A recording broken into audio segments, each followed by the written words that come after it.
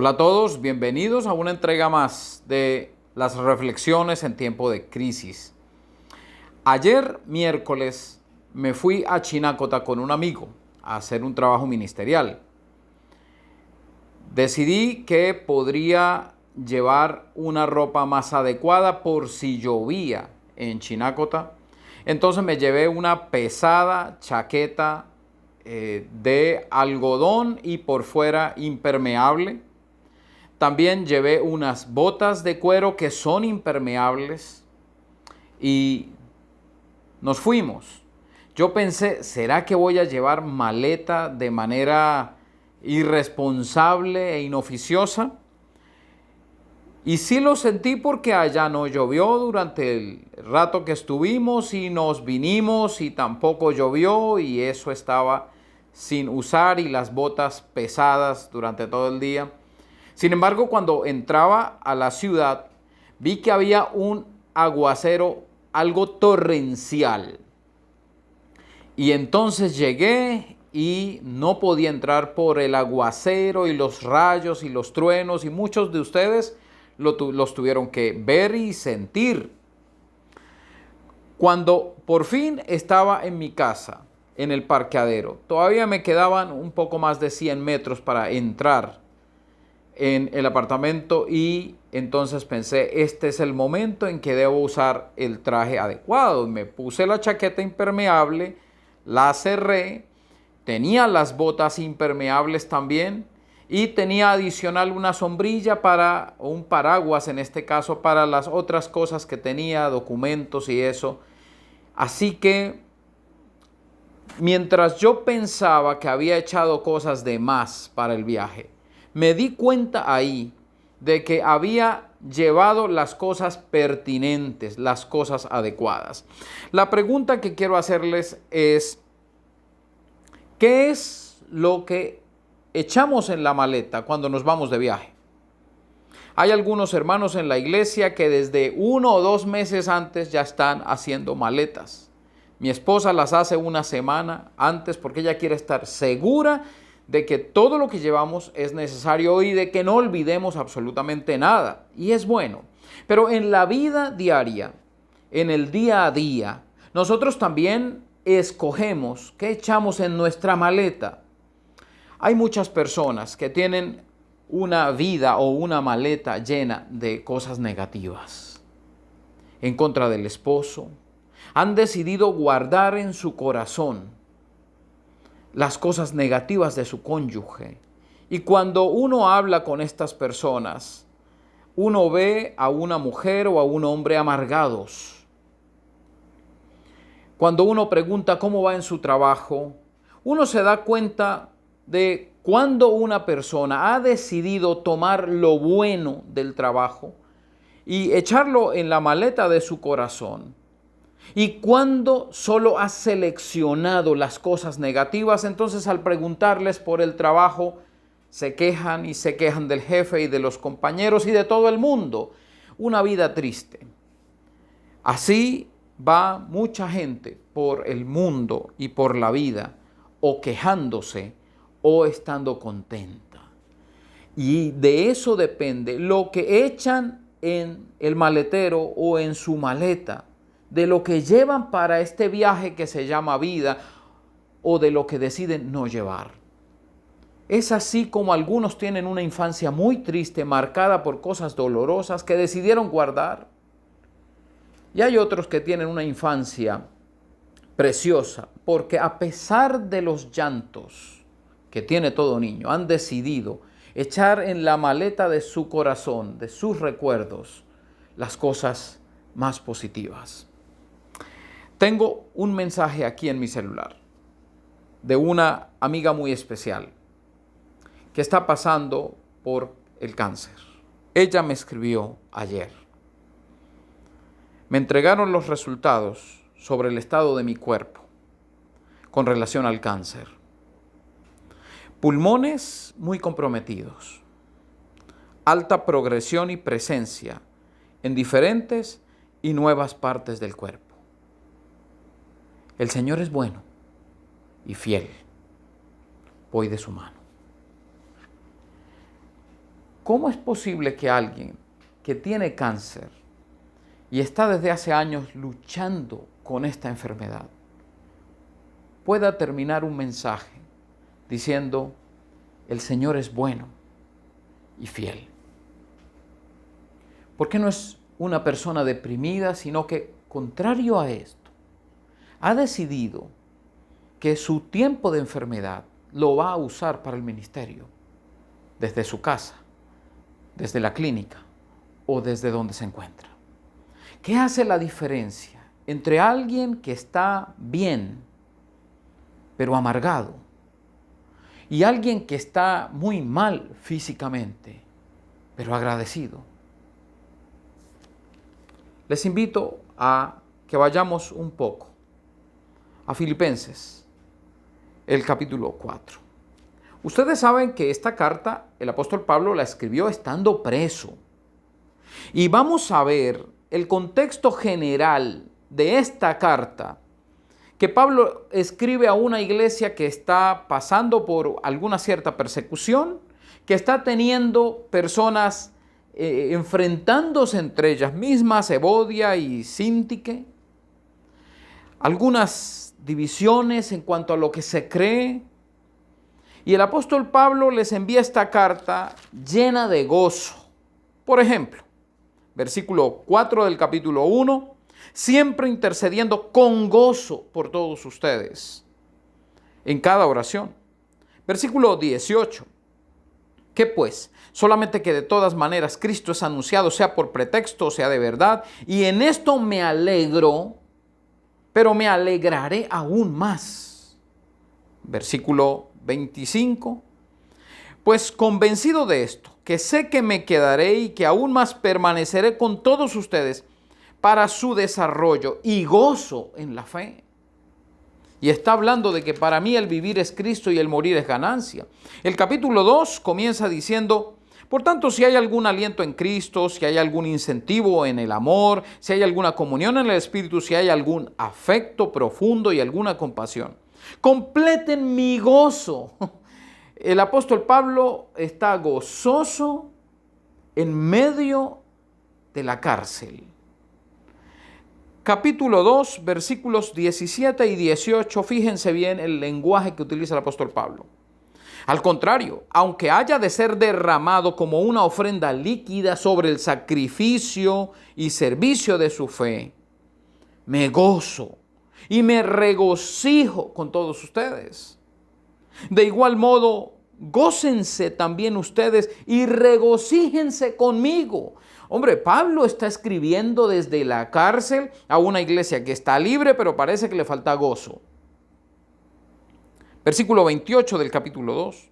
Por lo tanto, lo envío, hablando de uno de sus compañeros, por tanto lo envío con más urgencia para que se vuelvan a gozar al verlo y yo esté libre de preocupación. Recíbanlo pues en el Señor con todo gozo y tengan de él alta estima. Capítulo 3, versículo 1. Por lo demás, hermanos míos, regocíjense en el Señor. Capítulo 4, versículo 1. Así que, hermanos míos, amados y queridos, gozo y corona mía. Capítulo 4, versículo 4. Regocíjense en el Señor siempre. Otra vez les digo, regocíjense. Por nada estén afanosos, más bien presenten sus peticiones delante de Dios en toda oración y ruego con acción de gracias. Versículo 10 del capítulo 4. En gran manera me regocijé en el Señor, de que al fin se ha renovado la preocupación de ustedes para conmigo.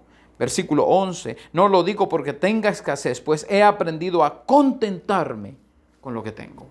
El contentamiento está allí como la base del gozo del apóstol Pablo. Un hombre que está encerrado y está dándole ánimo a una iglesia que está libre. Igual que mi amiga que está luchando con el cáncer, pero se goza y escribe y envía devocionales y envía mensajes de aliento a los que están sufriendo. Y uno se siente mal al ver a las personas que están padeciendo tanto, pero se gozan incluso más que cualquiera de nosotros. ¿Dónde está entonces el secreto en medio de una carta llena de gozo. El secreto está en dos partes y una tiene que ver con la otra. El secreto está, primero, no es más importante que el segundo. Esta primera cosa que voy a decir es consecuencia de la siguiente que voy a compartir. Versículo 8 del capítulo 4. En cuanto a lo demás, hermanos, todo lo que es verdadero, todo lo honorable, todo lo justo, todo lo puro, todo lo amable, todo lo que es de buen nombre, si hay virtud alguna, si hay algo digno que merece alabanza, en eso piensen. En otras palabras, ¿qué echa en la maleta? En su corazón. ¿Qué de lo que está viviendo usted decide guardar en su corazón? ¿Qué de lo que el apóstol Pablo y la iglesia en Filipo necesitaban y debían llevar? ¿En qué debían pensar? Así que el apóstol Pablo podía estar pensando en la cárcel que estaba viviendo, en el encarcelamiento, en la crisis, en la necesidad, porque ahí lo menciona, en la tribulación que estaba viviendo, en su soledad, en medio del encierro. Y él tenía muchas cosas de las cuales podría quejarse y reclamar. No obstante, el apóstol Pablo ha decidido que él, en lugar de pensar en todo lo malo que le ha ocurrido por causa de Cristo, en todo lo malo que está viviendo en medio de la cárcel, él ha decidido que en lugar de eso debe pensar en todo lo bueno, lo amable, lo honorable, lo puro, lo que es de buen nombre. Si algo tiene virtud, en eso piensen. Y él lo está dando como un consejo. Miren, no se pongan a pensar. Y les acaba de hablar a Evodia y a Síntique, dos mujeres que fueron cercanas al ministerio del apóstol Pablo, lo podemos leer. Ruego a Evodia y a Síntique que se pongan de acuerdo en el Señor. Sí, a ti también, fiel compañero, te pido que ayudes a estas hermanas que lucharon junto conmigo en el Evangelio, también con Clemente y los demás colaboradores míos, cuyos nombres están en el libro de la vida. Les está diciendo, miren, o se dedican a sacarse las cosas en cara, o se dedican a estar juntas en comunión, o se dedican a pensar en todo lo malo que han recibido de la otra persona, todo lo malo que les han hecho, o se dedican a pensar en todo lo bueno que han recibido del Señor y todo lo bueno que les ha pasado. Cuando uno ve a una persona deprimida, uno ve que su maleta está cargada de cosas negativas. Cuánto han abusado de su trabajo, cuántas veces los han estafado, cuántas veces les han engañado, cuántas veces no les han dicho que los aman, que no les importa a nadie, que no le importa a nadie, que miles de cosas negativas que han decidido tomar y guardar en su corazón. Y todo lo que piensan, lo piensan de todo lo malo que han recibido o les han hecho. Y si usted y yo llenamos nuestra maleta de recuerdos, de cosas negativas, tendremos una vida muy triste. Pero si decidimos tomar de nuestra vida, de todo lo que nos ha pasado, y llevar en nuestro equipaje las cosas buenas de las otras personas, si usted piensa en todo lo bueno que ha hecho su cónyuge, o de todo lo malo que no ha hecho su cónyuge, cuando usted piensa en todas las ventajas que tiene al tener un empleo, cuando usted piensa que aunque no tiene muchas ventajas su empleo, por lo menos puede trabajar, puede vivir, puede comer, es decir, es la disciplina de tomar todo lo bueno, todo lo amable, todo lo que tiene buen nombre, si hay alguna virtud en algo, tómelo y piense en eso. Decida enfocarse en las cosas buenas. Ahora no estoy hablando de una actitud positiva solamente. Estoy hablando de que esto, el pensar en todo lo bueno, el pensar en todo lo agradable, todo lo amable, en tomar lo bueno de cada situación, incluso cuando es dolorosa, es producto de algo mucho mayor, muchísimo mayor. Y quiero leer, y que usted me acompañe allá en su Biblia y puede marcar, así como yo marco con colores, la mía. Pablo y Timoteo, capítulo 1, versículo 1. Pablo y Timoteo, siervos de Cristo Jesús, a todos los santos en Cristo Jesús, que están en Filipos. Versículo 14. La mayoría de los hermanos, tomando ánimo en el Señor por mis prisiones. Tomando ánimo en el Señor. Capítulo 2, versículo 1. Por tanto, si hay algún aliento en Cristo. Versículo 5. Hallen ustedes esta manera de pensar que hubo también en Cristo. La forma de pensar. El Señor Jesús, en el capítulo 2, se muestra. El Señor Jesús dejó todo y se humilló, y se humilló, y se humilló, y se humilló. Pero nuestro Señor decidió pensar en el propósito que vendría después de tanto sufrimiento, en el fin último de honrar al Padre. Pero también, capítulo 2, versículo 23, por tanto, y 24, por tanto, es necesario enviarlo en cuanto yo vea cómo van mis asuntos, pero confío en el Señor, que yo también iré pronto a verlo. Y otra vez el Señor, en el Señor está allí.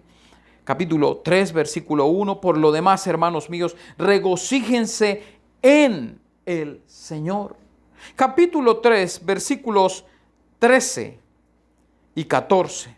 Hermanos, yo mismo no pretendo haberlo ya alcanzado, pero una cosa hago, olvidando todo lo que queda atrás y extendiéndome a lo que está por delante, prosigo a la meta hacia el premio del supremo llamamiento de Dios en Cristo Jesús.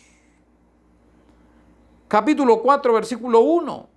Así que, hermanos míos, amados y queridos, gozo y corona mía, estén firmes en el Señor. Capítulo 4, versículo 4. Regocíjense en el Señor siempre. Otra vez digo, regocíjense. Versículo 7. Y la paz de Dios que sobrepasa todo entendimiento, guardará sus corazones y sus mentes en Cristo Jesús. Capítulo 4, versículo 13. Todo lo puedo en Cristo que me fortalece. En Cristo es una de las expresiones más comunes del apóstol Pablo.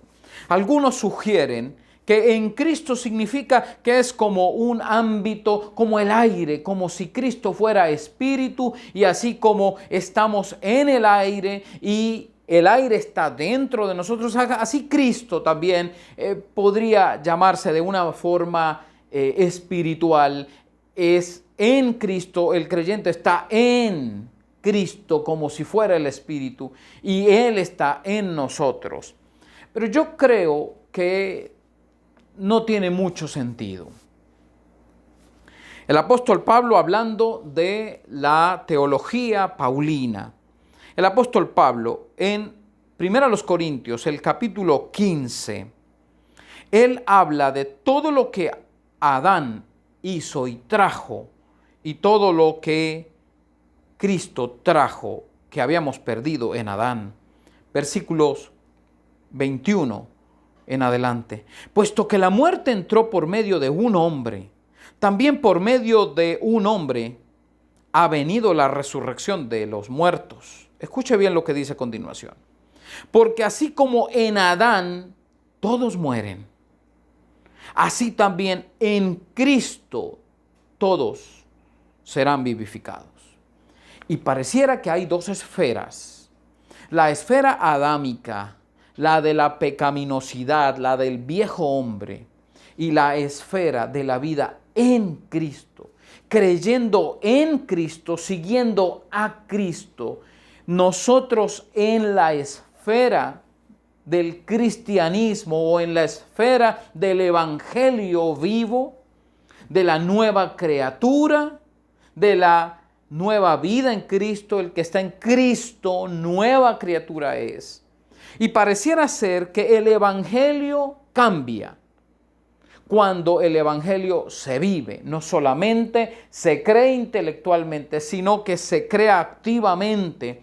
Cuando no solamente estoy lleno de información en cuanto al evangelio, sino que estoy cerca del Señor, creyendo en Él, buscándolo a Él en oración, buscándolo a Él a través de la palabra, viviendo para Él. Cuando Él se hace una realidad en mi vida, entonces estoy en Cristo, en la esfera, y perdonen que use esta palabra esfera, pero no encuentro otra adecuada para esto. Cuando estoy viviendo en Cristo, cuando vivo por medio de Él y para Él, entonces, como resultado de creer en Cristo y de su Santo Espíritu en mí, yo comienzo a pensar diferente y yo comienzo a actuar diferente como reacción del Evangelio. Es por eso que el apóstol Pablo, estando preso, puede enviar tantas veces una carta con la palabra me gozo, regocíjense, alégrense. El apóstol Pablo está diciendo con su propia vida, él próximo a morir, regocíjense en el Señor. Llénense de gozo.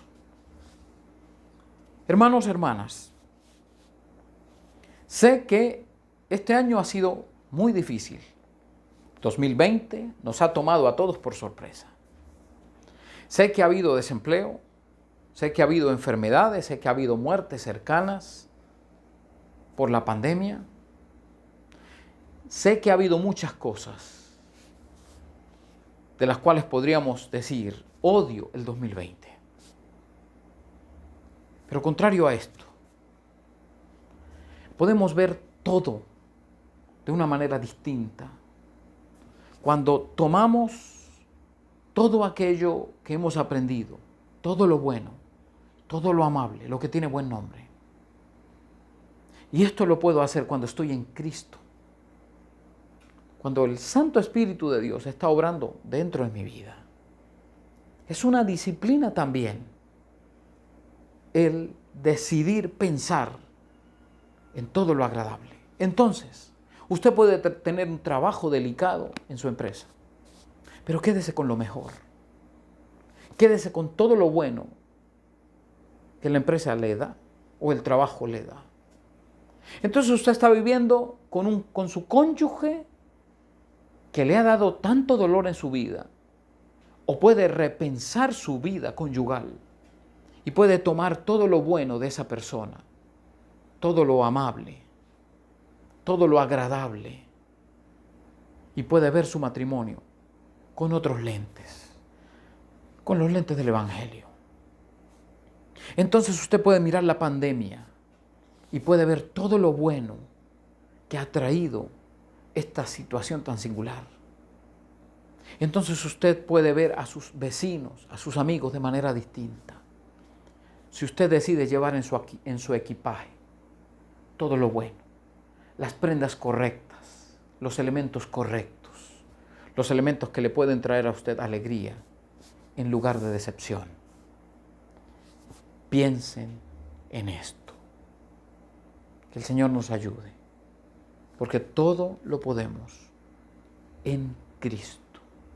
Es el Evangelio que permea nuestras vidas y nos hace vivir diferentes, pensar diferentes, actuar distintos. ¿Les parece si oramos una vez más? Padre eterno, gracias te doy, porque a pesar de que han sido tantas cosas duras en nuestra vida, podemos estar seguros de que si estamos aquí, escuchando tu palabra, escuchándote a ti, es porque has decidido protegernos. Señor, y nos tenemos que dar cuenta de que un día más que vivamos no es el resultado de una vida bien vivida, sino de tu misericordia. Porque sabemos que si dependiera de nosotros, hace mucho nos hubiera sacado de aquí. Pero estamos con vida por tu gracia, por tus misericordias. Pero enséñanos, te lo pido, Señor. Así como el apóstol Pablo tal vez lo gritaba a su iglesia en Filipo. Que aprendamos a regocijarnos, a tomar todo lo bueno y a olvidar o a poner en oración todo aquello que nos ha dolido, para que tú seas sanando. Que podamos tomar y pasar la página de esas cosas tan duras que nos han ocurrido. A muchos les han robado. Y es doloroso, pero no les han robado la vida.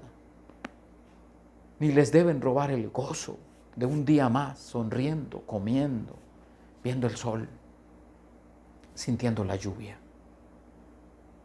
Que aprendamos, Señor, a ser agradecidos cada día de nuestra vida, aún en medio del dolor. Te lo pido en Jesucristo nuestro Señor. Amén.